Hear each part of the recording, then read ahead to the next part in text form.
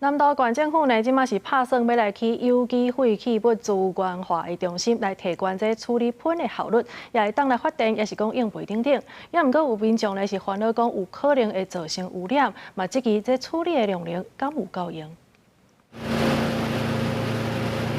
清洁队员一群人当咧堆肥，非洲猪这爆发了后，南投市清洁队即马甲喷全部拢摕来做肥，是加真无用。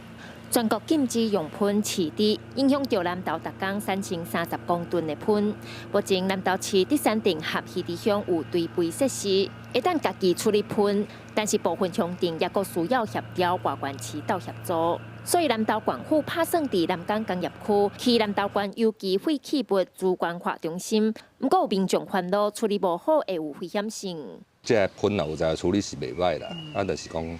伊的量也是啥吼，来当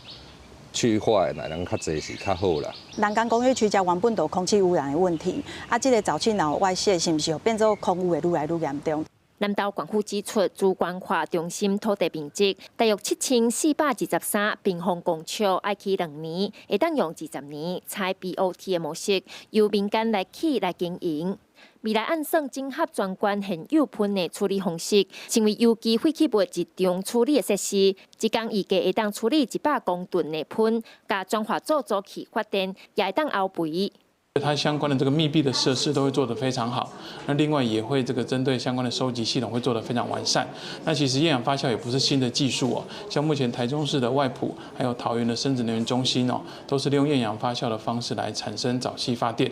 南投县府表示，希望透过资源化中心的计划来解决南投县处理喷的问题，也提升环境资源循环的效率，为地方永续发展提供一个示范做法。记者邢平仪南投报道。